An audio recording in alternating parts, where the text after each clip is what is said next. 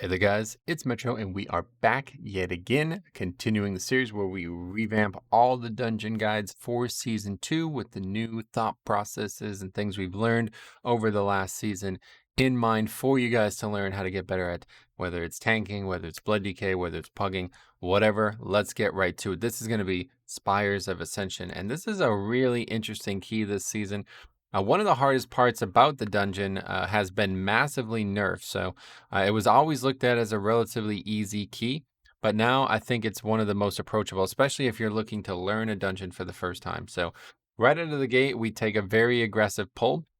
And hopefully, if you've been watching these and know about what my thought process is in videos, it's always about getting that first pull to be very useful to your dungeon progression.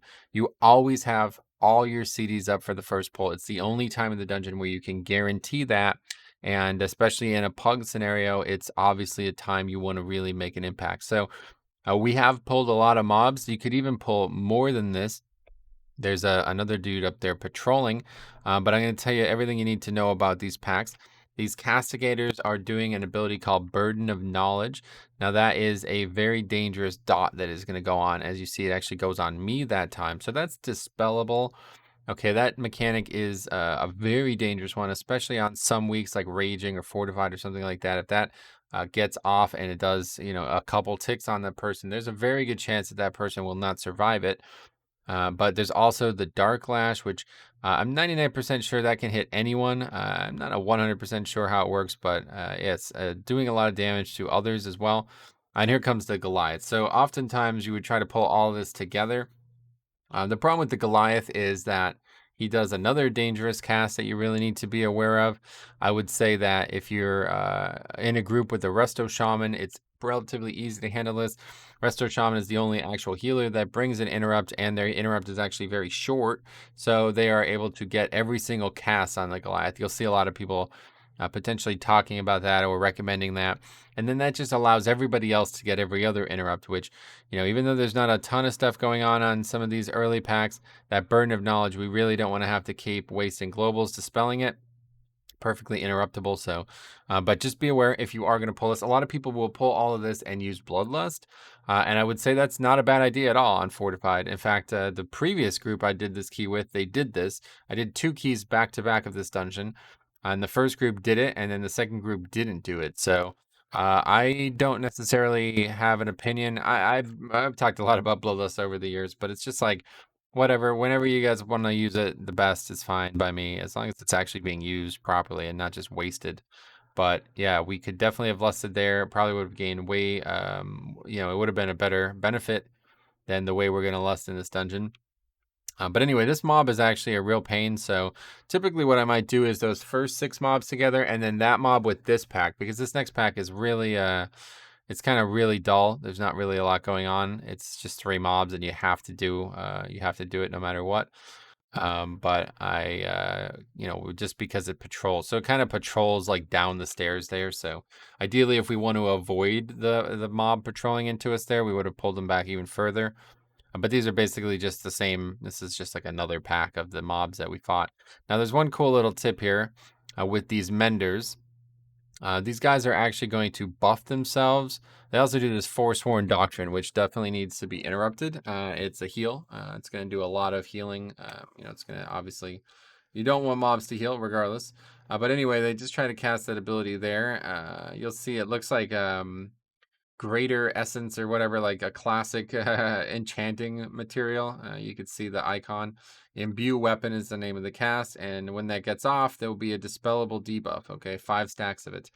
Now there's a couple mobs that do something similar to this in the dungeon, but this one, regardless, it can be purged, and when it's purged, the weapon goes onto the ground. So let's see if we do it here. Yep, you'll see it right there. So the shaman or somebody purges it, and now the weapon is on the ground, and you can kind of tell that it's on the ground because it's got this little like almost an animation to it. You see how it's kind of like smoking like that? So all you have to do is someone picks it up and then they get 5 stacks of a very big magic buff on their character. Now, from what I could tell, I don't exactly understand how it works because when I pick it up on my shaman, well, let's start with this. When I pick it up on my DK, it just does straight, like, no problem. When I pick it up on my paladin, I'm constantly in melee range. So I feel like regardless, it's going to consume the stacks. But when I pick it up on my shaman, it does not seem to consume the stacks on my casts. It might actually only work if you're doing physical damage. So just something to keep in mind if you're playing something that's not a tank or you're playing like a caster in general. I don't actually know how that works. Just FYI. Somebody might have an answer for that down below, but realistically, you just go and auto attack the target 5 times, or on the shaman, I just spam primal strike real quick and get rid of the stacks. But probably best to let a melee pick it up one way or the other. Now here we have the first lieutenant. This is never, I don't think it's ever worth pulling anything with this because the pack right after this is extremely dangerous. And obviously with Varuth here, there's no way we're doing that. The big problem is this next pack has a lot of casters and a lot of things to be aware of on it. So we're just going to kill this guy and then we will go down. This next pack is actually, I had a lot of trouble with this pack in season 1.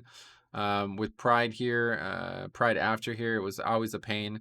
But now we have a much more, like, tanking is a lot easier this season, so it's not too bad. So let's go ahead and break down every single mob in the pack. So we have the Mender, which is what we just talked about. That's going to heal and try to buff itself, okay? A lot of people were CCing that caster out and then using the potential weapon that the Mender would buff itself with for very advanced strategies. And I always felt like Pugs got baited into doing this themselves. At the time, if you pulled this pack, you would normally be a slightly over 20% as well. So if you failed to kill the Goliath first, Pride would spawn in the middle of the pack. And I think that was partially why people were killing that thing fast, or I'm sorry, CCing it out, the Mender that is. But I don't think there was ever a reason to do it past that, and people continued to try to do it past that.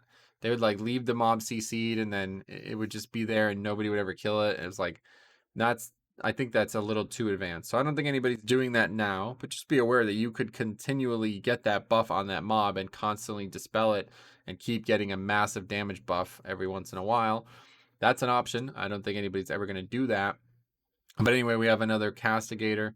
So this is the mob that does the other dangerous cast, Burden of Knowledge. So we have effectively 2 very important casters and then 1 mandatory caster in the Forsworn Goliath. And if you haven't actually seen what the Goliath does, it's a very, very, very high damaging AoE spell. But it only casts it every once in a while, and it's called Rebellious Fist there. So the Dark Lash, is probably the lowest priority to interrupt, but it is still important. Obviously stuns and stuff. And there's, again, somebody dispelled the weapon, and you can see the weapon is over here. So I'm going to run over and grab it, and you'll see it quickly consumes my charges, 5 stacks, and it does a lot of damage. So obviously extremely good to get. But yeah, you want to kick a Burden of Knowledge, you want to kick the heal, and there's just a lot of interrupting on packs and some of the parts of this dungeon. So really, really, really good dungeon for a Resto Shaman.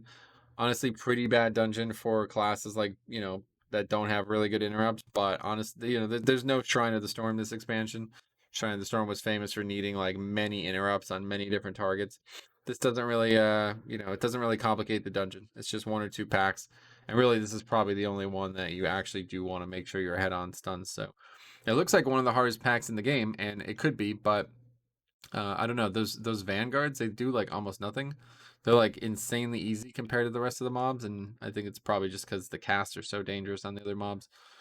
But yeah, if that Rebellious Fist or whatever get off, it's gonna hit probably everybody to like under half health. Like I'd imagine it would do at least 50 to 60% of your health pool.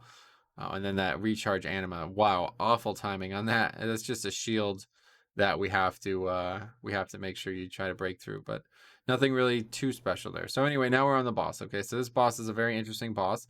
There are 2 targets and they share a health pool. So good immediate tip here is to always try to keep them together. Now, I will say that there's times when I do not keep them together, and that is often because I feel like I might be in danger. When I'm running, especially potentially with my back to the target, I feel like I'm in a lot of danger on Blood DK. So there's times when I don't move this mob, but like if you're especially a tank that has like a leap or a charge or something, then yeah, there's no reason for you not to move them together. But obviously during the Bloodlust, you really want to have them together. But there's a couple questions. It's like, okay, if Hunter throws down his CD and both mobs move out of it, is that more damage than keeping them both together? I don't actually know. But anyway, the rest of the fight is a complete joke. There's almost nothing else going on. The bird is doing this attenuating barrage, which just sends out 3 things. Now, those things are very dangerous. If you get hit by them, you will take a lot of damage. And the thing is, people in melee range, if you're not paying attention, you'll get hit by all 3 of them immediately in just one shot. So, like, you were standing right in front of that bird there, you would just immediately get one shot. So this happens a lot. It happened to me too a lot on my early days in this key, even on my paladin, other characters as well. I constantly get hit by those. That line that links them, if you stand in that, you get like a magic debuff, but obviously just don't stand in that. And then the only other part of the fight is the actual tank mechanic. Now, there's been a lot said about this mechanic, and I'm just going to tell you right now, don't even worry about any of that. It's been nerfed and changed so many times now that it's just, I don't know what's true and what's not about this mechanic anymore, but I'm not even going to confuse you by it. Just be ready to eat it and get ready for some either a defensive or a big death strike or something afterwards. And just be aware, like if you're not at 100% health and you're moving the boss, you know, you're struggling to generate resources, just chill out. Like you're not going to upgrade the key because you move the boss fast enough so people could do slightly better DPS. Like, I mean, especially with a class like Warlock, like, you know, you don't even really gain that much from moving it. I'm sure like a lot of people can do good damage to both targets regardless. So okay, so now if you see the route that I recommended in the original video, we're no longer doing that route. Instead, we're going right now. Originally, I wanted to go left for a few reasons. Let's talk about those quickly. Left is way, way, way easier, like so much easier. There's no danger on the left at all compared to the right, I feel like. There's 2 moments on the right that are very dangerous. But apparently left is slower. And I don't actually know that for sure. I think what a lot of people are talking about is left is very hard to combine packs with. And it's because there's these mobs that prevent you from doing your maximum damage. But realistically, I don't know. Is it safer? Yes, 100%. So if you want to use my original route, you can.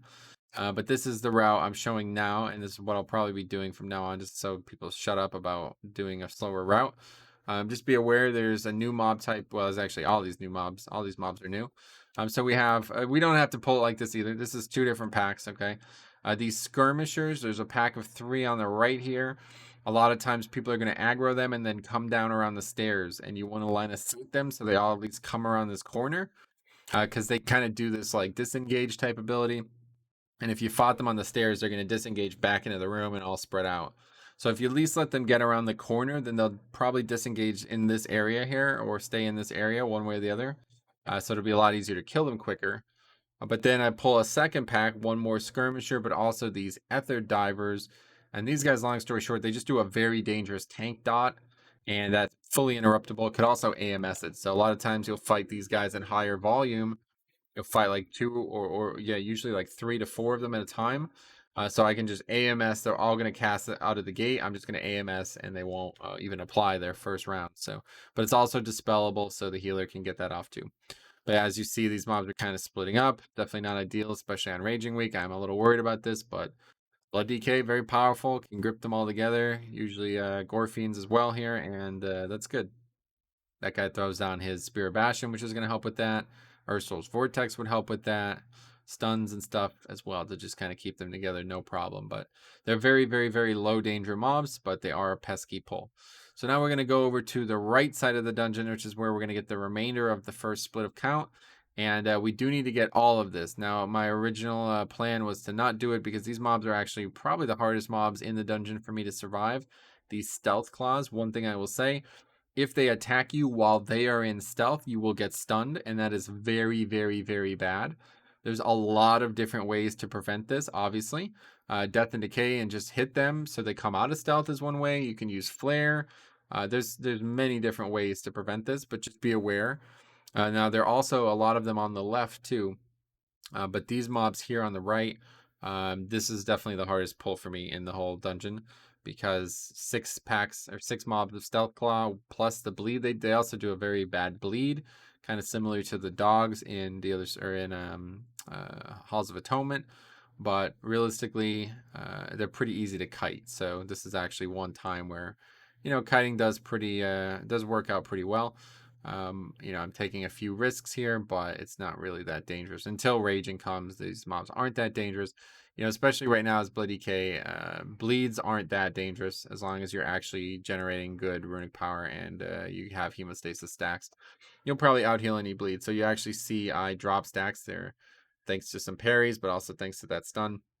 And now we'll do a little kiting just to make sure we don't have any issues as they go into raging. But just be aware, if they stun you, you're in serious trouble. Okay, so you really need to make sure that that doesn't happen.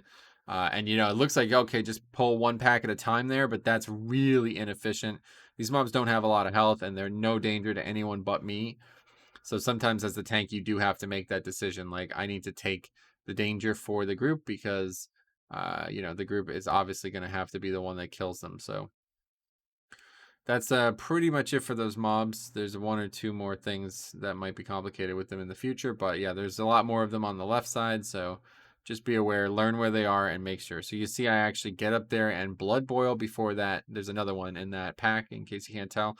Blood Boil works too, like just any damage to break them out of stealth. So the first thing they do is not melee me in stealth, and then I won't get stunned. Obviously, you get Icebound. You can do a lot of things. I've seen Pallies like bubble, run in and bubble just to guarantee they don't get stealth hit. But anyway, we have also this mob here, this Dark Praetor. Long story short, this mob just really doesn't like to be in melee range, so you can try to stop it with Death Grip and stuns and stuff, but a lot of times, especially if you're not playing a DK, you're just going to be moving the pack to it. Okay, so we now have the hardest pack on the right side, in my opinion, like hardest single pack on the right side, in my opinion. And this is, again, the Dark Praetor, who's going to try to leave melee often, so it's going to be very slow to kill him. And then we have two of these Goliaths. Now, again, a Shaman can solo interrupt this. So if you have a Resto Shaman, it makes it a lot easier, or a Shaman in general. Any Shaman spec can easily do this. But the problem here is this is like a pug trap. I mean, I've had people mess this up even on a single Goliath, right? Where they all dedicate their interrupts and then you've lost them. If that happens on this pack, you will wipe. These mobs are very dangerous, and if both of them are not getting interrupted fully, you will not survive. So, you know, this is not a bad time. You know, pugs obviously aren't just completely devoid of communication. So what I like to do is mark one with Skull. And another thing I like to do is just immediately interrupt. Like the second the cast starts, get mine out. And you're playing a little bit of a gambling game there, but I think you're going to win that gamble 9 times out of 10 because usually, no offense, but the GPS are a little bit more focused on other things. So you see, we do blow 3 stuns for 2 casts, or 3 interrupts for 2 casts, but because I got mine out immediately, potentially no one else accidentally interrupts. But then people are communicating. He says, I yellow. So that means he's going to interrupt that one. So, you know, like there's obviously... you know, failing to communicate is no excuse, but it does happen all the time in pugs. So this pack alone is very dangerous. And a lot of times, I'm not 100% sure on this, but I guess Lust would be back up at this point in the dungeon. I don't actually know that for sure. If you Lust on the first pack, I guess that's the case. So you can Lust and pull this next pack with it as well. This next pack is actually pretty easy, comparatively so. But then after this, it starts to get a lot harder. So just keep in mind that there are 2 Goliaths on this right side. There's nothing like that on left. No interrupt checks, no, you know, big mechanical concerns on left side. So now there's the first Kyrian spear that you're going to see. This is the Kyrian buff for the dungeon. From what I can tell, there's only 2. Well, I guess there's one on the other side too. So somehow, if you really were aggressive, you can get 3 spears, I think. But nobody's ever going to do that. So there's one on each side. That's where this one is. Only a Kyrian can pick it up. It's not quite like the Spear in Necrotic Wake, but it's basically that's what the Kyrian buff is. It's a long stun, and it also makes the mobs take way more damage. So it can be extremely valuable in some packs, and I'll show you what people are oftentimes doing with it, but I won't necessarily recommend that you do that because it's pretty aggressive. But yeah, basically pulling a really big pack coming up here. So anyway, same mobs. Dark Praetor, just try to, that's Swift Slice, that's the target, or that's the charge out of melee range or whatever. So you can try to stun that Swift Slice too whenever you see these Dark Praetors. Don't accidentally almost run off the cliff like I did. You have to click the angel here. Obviously, I hope everyone knows that. If anybody needs advice on clicking the angel, I'm not sure I can help you with it. But okay, so here we go. So this is like definitely the hardest trash in the whole dungeon for me. So we have a couple mobs in here that are really interesting, or on this side. So let's just get to it. The champion is going to also do a another like buff to its weapon. I believe that's one of them, right? Yeah, imbue weapon. Okay, so that's a different type of one, but that's also another one that can be purged off, and then you see the weapon is just on the ground there. But yeah, I mean, I guess the shaman knows he doesn't want to take it, so he just puts a mark down. Now here's a big moment in the key, okay? So let me tell you about why this right side is difficult. Those mobs themselves aren't necessarily easy or hard, but it's that they all patrol. Okay, so you got 3 patrols in this area up here, and they're all going to intersect with each other at one point. But the worst one is right at the top of these stairs. The really hard pack and this pack of ether divers is all together.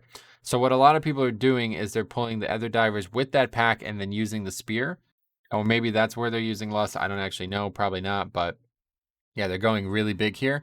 And that's fine. If you're going to do that, go for it, whatever. But just be aware that if you pull all of these mobs, you have a ton of tank damage coming in because all of these ether divers are going to cast. And I think there's even another ether diver as well in the other pack. So Insidious Venom, that cast, again, AMSable.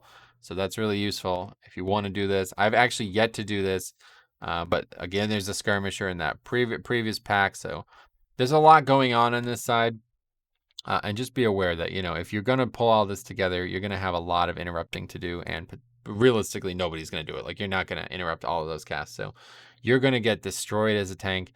And that's fine. If you can survive it, then obviously this is the way to do it. So instead, as you see, now the pad is standing at the top of the stairs. And if, we didn't get lucky, you almost have to get lucky. Like, there's times when it's like, I'm not pulling both of these packs. So we now have to sit here for 15, 20 seconds for that to happen. That's not good. I mean, there's no way that's fast. So, but we have another pack with a Dark Praetor. We have another pack with an Ether Diver and a Goliath again. So, as you see, if you weren't aware of why I was talking about interrupting, so there's basically, I think it would be 6 Ether Divers, this Dark Praetor running out of melee range. This mob is still doing damage too. The Inquisitor is not really anything to note, but it is doing casts. And then this Goliath obviously needs to be interrupted 100%. So, if you fail to interrupt those, or if the tank cannot survive the magic damage put out by the other divers on the pack that we would combine both of these for, then it will be a guaranteed wipe and everybody will be dying. So instead, pulling it this way, this is actually like super lucky though, like getting the packs when they're both patrolling at the apex, like right at the stairs. You can't ask for it to go any better. That's exactly how you want to see it go. And it certainly makes it go a lot faster. So other times you might slow down. Okay, so that's it for this pack. Now we have one more patrol here. I'll just show it. You see it patrols from the one side to the other side, kind of the opposite patrol as the other divers. And this is a squad leader. So this is the mob that's constantly on the left side. I think you get like 3 or maybe even more squad leaders on the left side.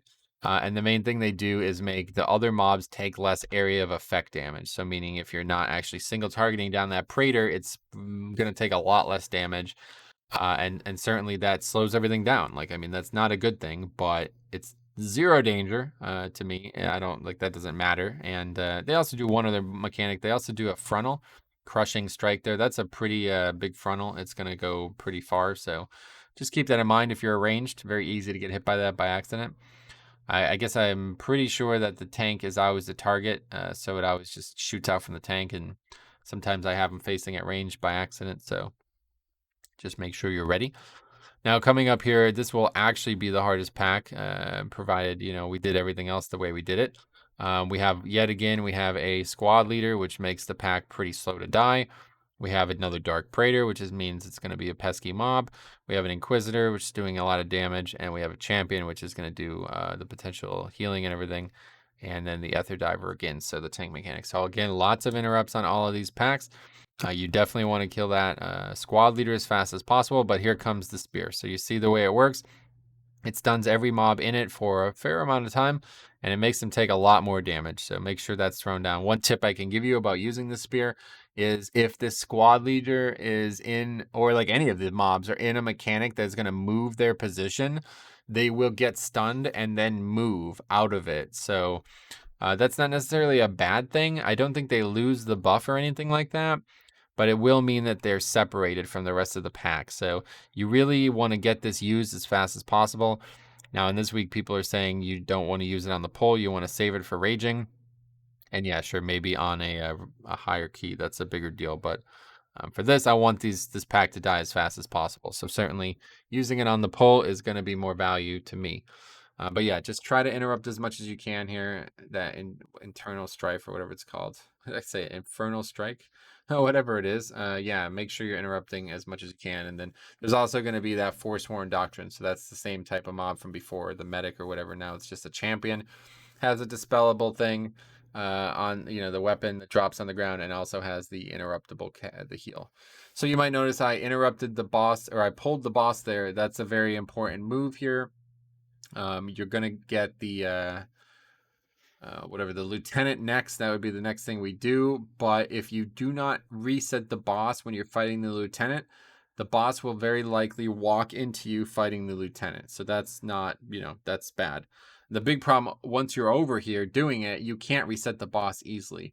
So allowing the boss to reset there makes it so much easier. And then he's just standing still. When you come up here, he's patrolling, and now he's just standing still in the room. Now, a lot of people are skipping this. Both this one and the Frost one are always here, so it's a pretty easy one to skip. I don't know. I still I'm telling you, the only reason I feel like keys are easy right now is because of Sogadon. So I think I would really need a very good reason to consider skipping Sogadon. But you can do whatever you want. That's up to you. I think it's, it's fine. It's not a bad thing. But I guess this dungeon is actually really good to skip Sogadon on because the last boss does almost no physical damage to anyone. So really the only question would be is it worth losing the defensive elements on the way? And I think, yeah, pretty good reason to consider doing that. There's almost nothing.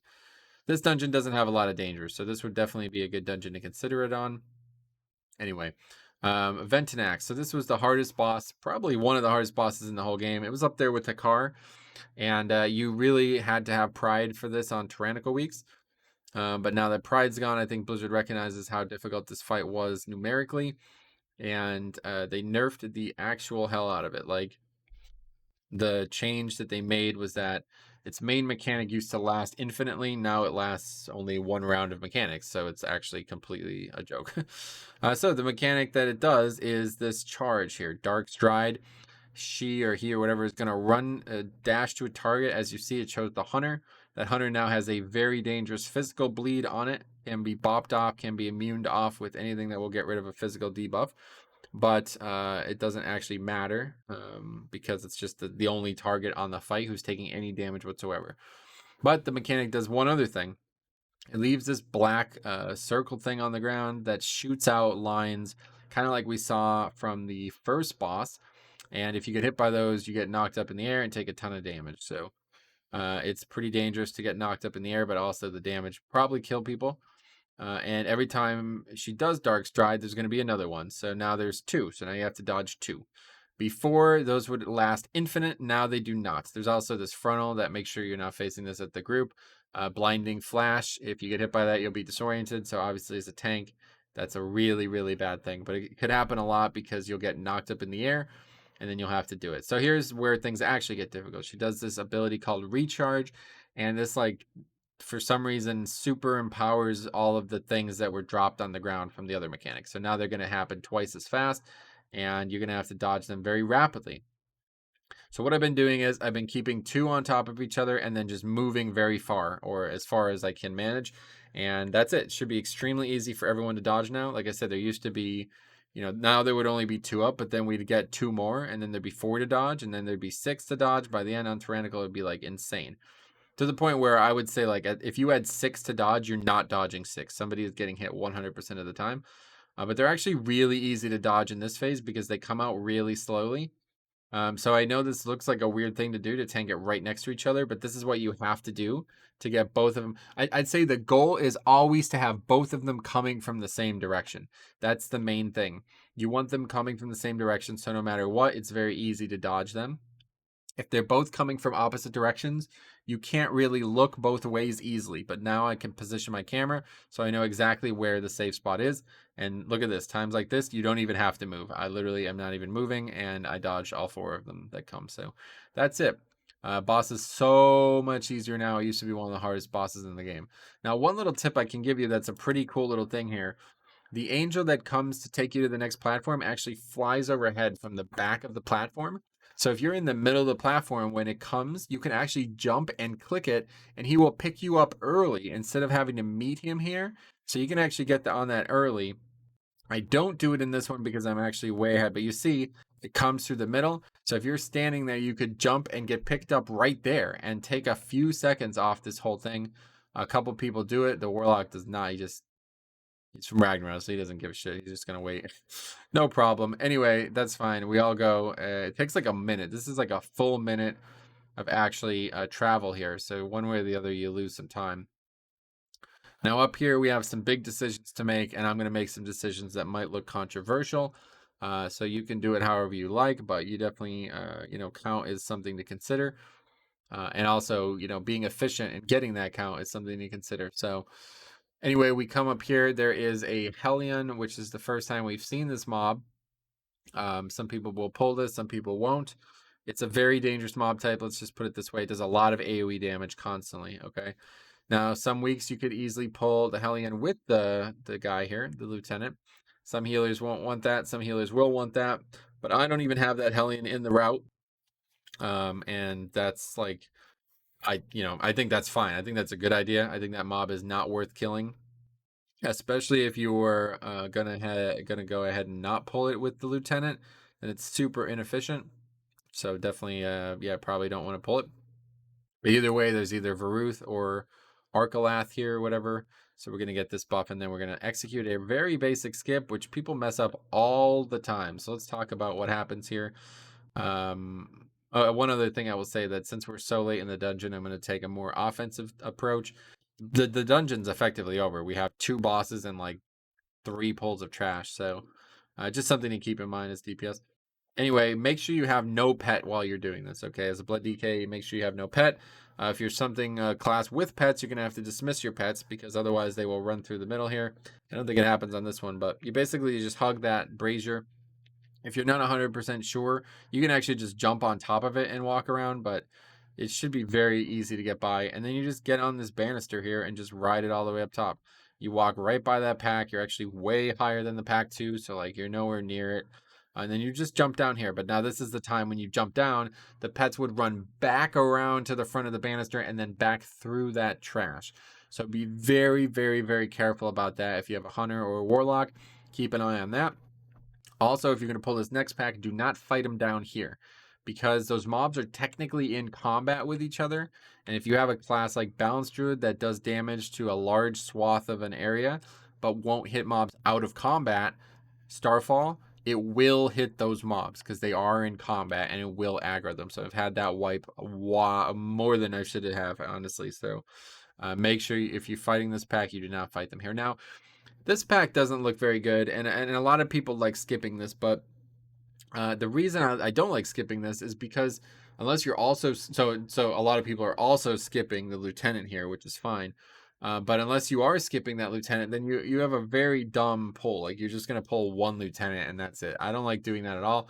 I always like trying to fight the easy Lieutenants with more than one mob. So we have 2 mobs in here that are relatively dangerous. These are the first time we're going to see these mechanics. So Bless Weapon is actually the same style mechanic that we saw earlier. It's going to put that weapon buff on the target, and it can be dispelled. And when it's dispelled, it throws that weapon down. You see it's over there. Does a lot of damage. But they also do a couple other mechanics. So the Warden is also going to try to heal like to full, like a huge heal. And the Justicar is going to do this insanely dangerous ability. I'm not going to lie to you. I actually don't know what these abilities do or how you interface with them, but it's their Forced Confession. It puts a mechanic on somebody, I believe, and it radiates out a bunch of damage. I know it's dispellable once it's on the person, but I don't actually know if dispelling it is good or bad. Like, I've seen it on the ground, and I just don't really understand how it works. But all I can tell you is that please make sure you kick both of these casts. There's only 2 mobs. Some of the other trash in this area also do these mechanics, and I used to get criticized a lot for pulling those packs, but it's literally just an interrupt. Like, I don't understand. It's really not difficult to use your interrupt, and that the whole dungeon is interrupting. So the other thing that's going on in this pack is those puddles on the ground are like a buff. Okay, long story short. And that buff, when the Goliath has it, it's just going to spam cast its ability, and it's not going to lose any energy from doing it. So the weird thing about Rebellious Fist is that it's actually got a pretty small radius of where it can hit. And you can actually leave this dude in this puddle the whole time. In fact, you can actually just skip him if you want by just going by and he'll just stay in this puddle. He's never going to leave the puddle until you interrupt him. And you can actually just either drop threat or die, and you've just skipped this mob. So I don't think you want to do that, but just in case ever one of these mobs does aggro, which happens a lot with the hunter pets and stuff, one of the mobs will aggro from the previous pack and it will just stay there, rebellious fisting. You can actually just die in this next area and skip that mob. You don't have to go back for it. That actually happened to me on my shaman the other day. So, but anyway, we're going to go ahead and interrupt that, get that out of the puddle, and then we're going to pull the lieutenant. So these two mobs are perfect to fight together. This guy, literally all you do is interrupt him, and then you kill the lieutenant. So it's, I mean, that's as easy as it gets. But again, a lot of people are skipping this stuff. This is going to be up to you to decide.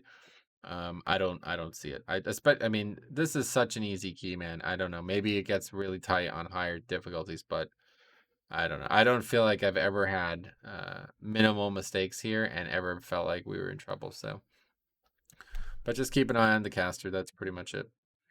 So let's go ahead and move on. Now, this next part here is a little bit complicated. So I'm going to explain to you how this works. Let's go back because you want to see what I'm doing here.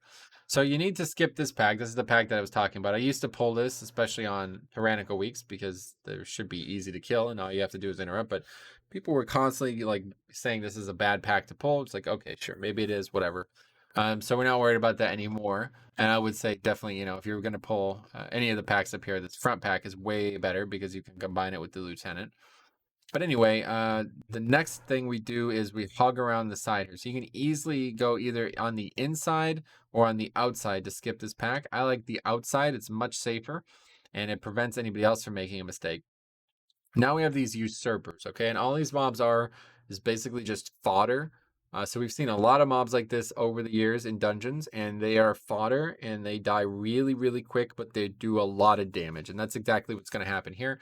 These mobs are going to do a ton of damage, and they don't have a threat table. So they're just basically going to throw spears at anybody that they can. So the way you handle this is, as the tank, you're the only person near them. Everyone else is not near them, and you run all the way through to this pillar here and line of sight them. Okay. Now I used to, like, before I realized that there was no threat table, I used to just fight them right about here-ish. This one would kind of walk in. I would grip the farthest one, and then I would gore fiends them, and they would all be stacked up. And I was like, that's the best way to possibly do it because we're not wasting time running. But I didn't realize how dangerous this cast actually was. So it's important, or these spears actually were. So it's important to quickly get them all to the gate here. This makes it, or this, whatever the statue. But you see somebody's making a grave error here. The other players don't realize that being in range is all that they need to do. They don't actually have to have done any threat.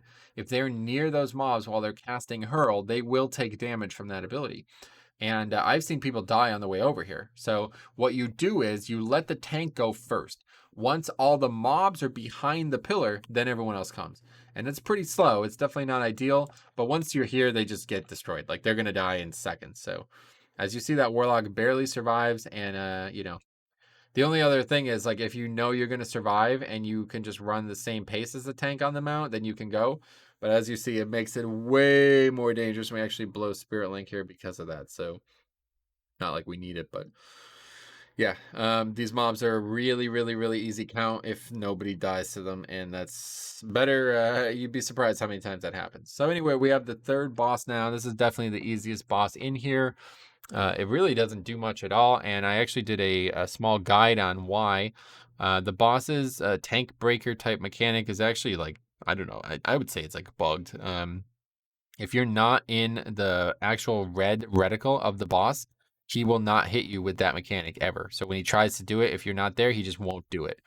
Now, that's not necessarily a good thing because it also means that he's taking longer to get through the phases, because every time he does a mechanic, he drains his energy.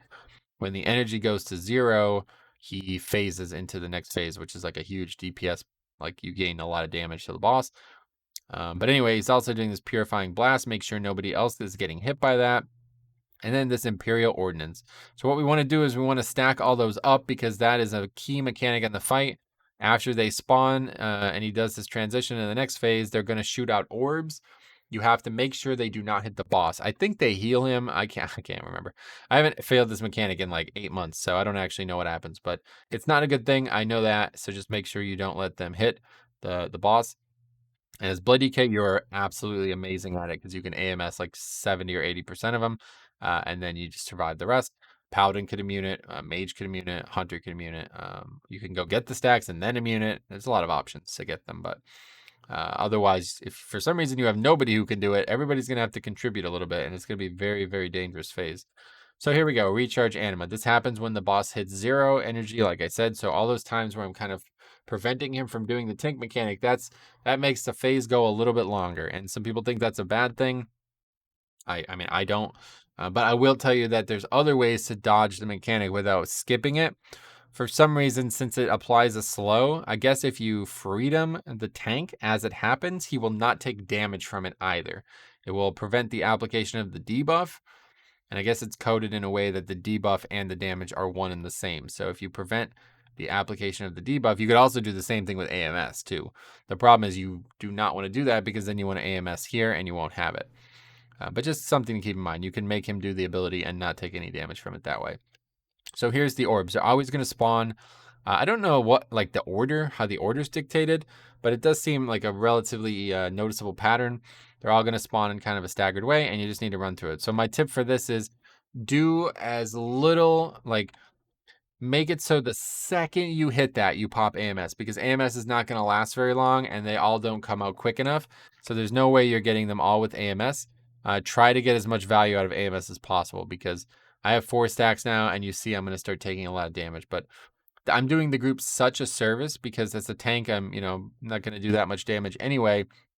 And the boss is taking like 100% more damage there. So you really need to make sure that you're considering doing that as a tank. I don't really know, even without a defensive CD, like even without AMS or Pally Bubble or something, like I wouldn't be surprised if a tank can just take all the stacks there anyway and still be fine. But you're going to see this a lot in Pugs where people don't do this mechanic right. And it looks very easy when we're doing it. The Imperial Ordnance, if you're not stacking them, it's very difficult to soak them all. Let's put it this way. If we had them on all 4 sides of the boss, then there's no way I can soak them all, right? That's just not possible. So then if you have them on all 4 sides of the boss, you need at least 3 or 4 different people doing it. And that's a major, major error. So what you want to do is you want to keep them, even if they're not stacked well, you want to make them all funnel into the same point. So no matter what, you're standing in one point and you're getting them all. So that's a really big deal. If people are messing it up, you're in serious trouble. And I'm going to tell you, it's going to happen a lot in lower keys. I did this the other day on my shaman, like I said, and it was like the people just don't know. They don't know what that mechanic is, clearly. So it's pretty common that people don't stack on that. And the other big mistake is that people constantly hit each other with Purifying Blast. That does a lot of damage, and if you don't do it right. So there you go. So we did that really bad, and so I was trying to make like a line this way, and if I did that, there's one here and there's one here. So it's going to be very difficult to get both of those, but the boss is dead, so it doesn't even matter. That boss dies really quick, so that's why I said I don't really feel like I'm worried. Unless you're definitely getting 2 phases of the damage portion of it, I don't really feel like it's worth elevating the fight and taking more damage as a tank. Because the other problem with that mechanic is it doesn't just hit the tank. It could hit anyone. And if it hits another player, they're probably in serious trouble because it puts a massive slow on them and it's going to do that full damage to them. So I would definitely dodge that mechanic every single time. Now here we see this very big bell. It's a notable bell. It's very nice. Chick's a big fan of it, so got to give props to that. It is a very big bell, to be honest. So, okay, so here we go. We're making a... Oh yeah, we're only going to pull 2. Okay, so I did this dungeon prior to this, and we usually pull 2 here. I'm going to tell you a little bit about this and why you can make this decision or why you cannot. So first of all, these mobs heal each other when they die. And they buff each other when they die too. They give each other like the whatever buff they have currently. It's common. We've seen this a lot in the game where one mob has one mechanic and then he passes it on to the next mob that's tethered to it. You have to kill all 3 of those. There's nowhere to skip any of them. You have to kill them for the boss to spawn, and they're definitely the hardest single mini bosses that I've seen in the game. This one just does one mechanic. He basically stacks this damage or damage taken thing, and it also does that frontal. So this is the easiest one. Like, just no matter what, nobody should be in any danger here. Just make sure if you're the tank, you're not facing that diminuendo at people. But even if they are, they can dodge it. No problem. Now, the one on the left is, I think, even easier, but people are bad at this video game, so it's harder for them. The mechanic is it throws a spear out. Okay, so that spear, as you see, hits that shaman. It does a lot of damage when it hits the person too, but now it does this very, very, very unique mechanic where it's going to radiate out 4 hits, 4 lines of this mechanic in a pattern that should be noticeable by the position of the spear. So you could always tell because it's going to come out facing the front of the spear and the back of the spear and then the sides, okay? So I'm exactly where I need to stand here to dodge it. Just kidding, I get hit. But yes, usually I would be, and now there's going to be more. So it's going to keep throwing more and more out, and you just need to find yourself. So like I can see this is going this way and this way, okay? I can see this one's going this way and this way. So I'm positioning myself in a way that they're both going to pass each other. I'm not going to be anywhere near either of them, okay? Now, this is way easier as a tank because you control the boss. If you're a DPS and the tank isn't moving it, I see that warrior just gets slapped because he's not thinking about it. He's just standing there attacking the boss. So it's like you could say I baited this guy into the death, but I mean, it's on you to know this mechanic. He gets hit by both of them. Like, come on, man. It's really not difficult. But yeah, you have to know what's happening here. And the longer you fight this mob, the worse it gets. Another death to that. So let me tell you about what we were going to do. Okay, what we were going to do was pull both of them together. And that is insanely, another death to that. That is insanely risky because if you fail to kill one, if you don't kill them within 5 seconds of each other, the second one is going to be healed to full and then get the buff. So you're going to have this stacking debuff on yourself and it's just going to keep refreshing because now the next one gets that. And we're just going to have a permanent 20 stacks of this debuff, okay? Which really, I mean, it's not that dangerous because all of this damage is avoidable, but people don't do it well. But I will say, it's not as big of a fail as it sounds because you don't actually lose any time. Like, you lose a little time because you're splitting your damage between the 2 mobs. But if you pull 2 and fail to kill them at the same time, you're just fighting a second one now, right? So provided that doing the first one, like killing the first one, wasn't so slow that you like doubled your time fighting both of these mobs, then you've not even lost anything. Like legitimately, you've not lost anything. So I think it's worth the risk. There's a couple ways to circumvent the risk though. One, you could try to use the spear that we got earlier in the dungeon, which I forgot to show, but it was on the right side by the Hellion and the third. Let's go back. We got to show that. So yeah, the spear is just coming up here. It's on the right side. It's going to be like right here as you land. Okay. It'll be there. I probably don't actually look at it when we land, but, yeah, it's just right there. You see it. Okay. Okay, cool. So now we see that. Anyway, so we're back here, but yeah, so in terms of like how to handle this, I'm going to leave that up to you. It seems more aggressive than it should be, and it's really not that big of a deal. But yeah, you can use that spear to finish them both. If you otherwise you have to keep them very even. Like you need them to die within 5, maybe 10 seconds. I don't think it's 10. I think it's legitimately 5 seconds of each other. It's pretty tight. I failed it a few times, and it's a morale killer, but it doesn't actually stop you from succeeding. And it's way faster if you pull it off, like way faster. So that's up to you. Is it worth using the spear? Maybe on Tyrannical Week. Yeah, I think. But this third guy is monstrous because now he's going to have both debuffs that he has. So each, like, I don't actually know what this one is supposed to be doing besides throwing the spears out. I think the answer is nothing. But he has this debuff on him that looks like a spear. But the middle guy does that stacking damage taken one. So formally I would have pulled the left one first because that one doesn't do anything. It doesn't pass anything on to the second mob. Whereas that one in the middle, it's like you're passing on that damage taken debuff. So now you're fighting 2 mobs with that. It's like that doesn't seem very good. But anyway, this third one does a magic dot over time. So it's like both of them together are really, really bad. Yeah, so this is definitely where you want to spear.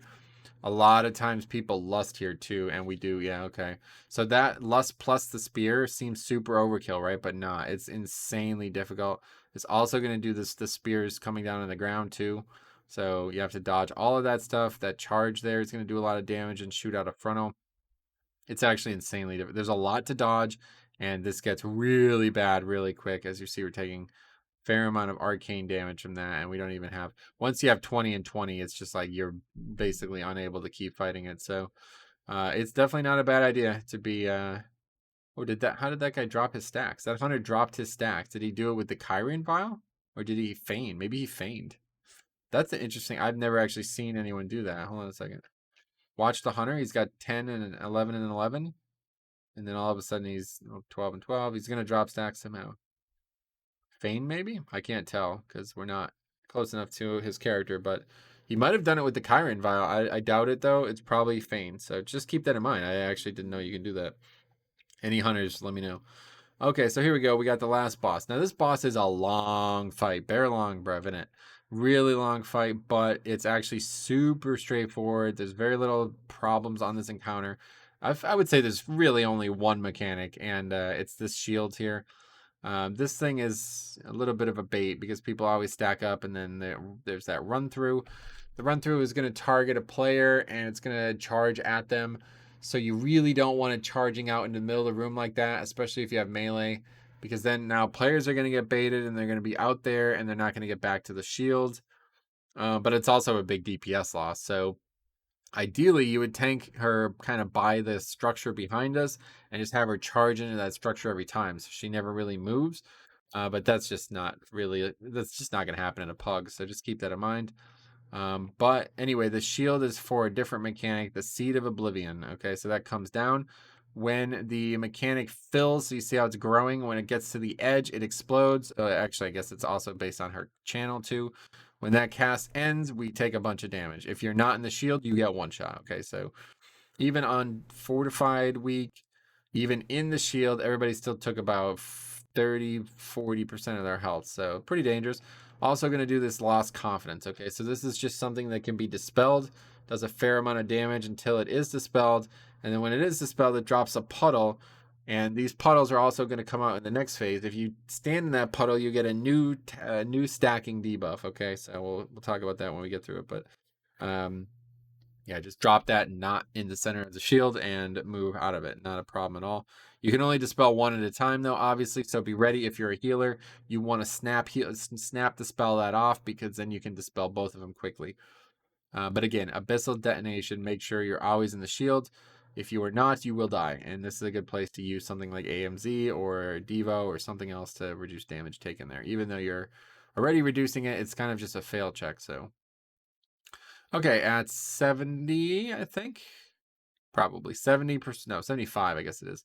Or 76, actually, it looks like. But anyway, at some point in the encounter, the boss is going to leave and phase 2, quote unquote, starts. Now, this phase is very, very, very easy, straightforward at least. You have to collect these 5 orbs that are spawning around the room and take them to the center. This is the Spear of Ascension. This is the actual warrior ability, but the thing that's like famous for the lore. And you're going to throw that spear at her. Okay, so it's a little bit easier. It sounds a little bit easier than it is, but there's also these black puddles on the ground. Okay, those are the same puddles I was just talking about. They're going to move with the winds, which will actually change if you fail or take too long to do this. So they'll come back to you, go away from you, come back to you, blah, blah, blah. If you stand in them, you get a stack of this debuff that we all have, but you also get stacks regardless. Okay, so we're going to have a lot of stacks on stacks. Now, I pick this up and I have to throw it. I have to press the 1 button. I have had all kinds of problems with this. Sometimes the extra, sometimes the extra action button just fails. Like it doesn't show up. My UI bugs out and I'm just stuck like this, like I am right now. It takes a second for that to actually show up.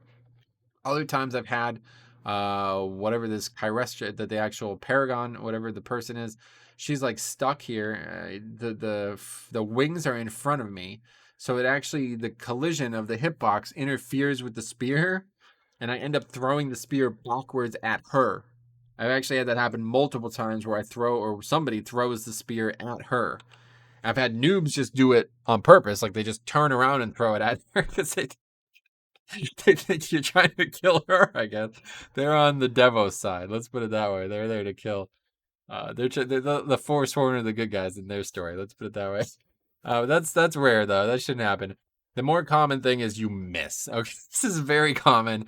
And it's easy to miss because she moves. I don't really understand why. I guess it's just there to make the mechanic harder, but pretty easy to miss. So all you're looking for is any movement, and as it ends, you throw it, okay? And I'm going to show you what I'm doing here because this is actually the ideal circumstance. So we get it in. We do it really fast. So you see she's moving as I'm picking it up, And I realized that. So as soon as I pick it up, I can throw it. Now, if you don't see that, she moves pretty frequently. Like it's probably every like 5 seconds. So if you don't see that, it sucks to say, but it's probably better to just wait. Because if you miss, you're in serious trouble. Because now you have to do all of those again. You have to collect 5 more orbs again. And the dot is still ticking. Now, healers can dispel the dot, and you really want to stay ahead of that. But a lot of healers get lazy because of how easy it is to survive if everybody does it right. But if you get lazy and fail, you wipe. And I've had groups that are like God mode and we fail and still survive, but it's like so unlikely and it's such a length of time that you're adding to the fight. But that's it. That's the whole fight. You see how she charges over there instead. It's way better. Now everybody can stay near the shield. And that's it. A couple good times for AMZ. Like this mechanic is good, but you could also throw it down right after the phase ends because the dots are really dangerous and you don't want anybody to die there. But you see, we're actually getting more stacks of that dot. So that's pretty common where you take stacks of the dot into the next phase and it kind of, compounds on itself. But that's it. The spear also does damage. So I guess the last tip I will give is that one thing real quick, actually. Let's just watch that again. She does Seed of Oblivion, but she's transitioning at 30% here. So it's going to actually cancel it. You see? So that seed is not going to go off now that she's canceled it. We don't have to dodge. As soon as she activate, quote unquote, casts the activate, we don't have to dodge the mechanic anymore. That happens all the time, and it's a bit of a bait. So if you see her transitioning, don't run. Just stay on the boss. Because any damage you do now is value for the next phase, and you can also keep dots on her. But one tip I will give you. The spear does damage to her. It does a lot of damage to her. And it seemingly scales off anything your character can offer. So I'm not exactly sure how that works with stats like versatility or crit. I doubt it can crit. But regardless, I'm sure there's some things to be gained there. But the big one I've seen is Paladin. Or any class like Paladin. So you see how I wait there and just make sure. Wings makes you just do more damage with everything, right? So if you use wings and then pick it up and throw it, you actually do way more damage with the spear. Now, I don't know what other classes have stuff like that just a flat damage amplification. I don't know if that still even works that way because I did try to do it a couple weeks ago on my Paladin and it failed miserably. I actually missed with the fucking...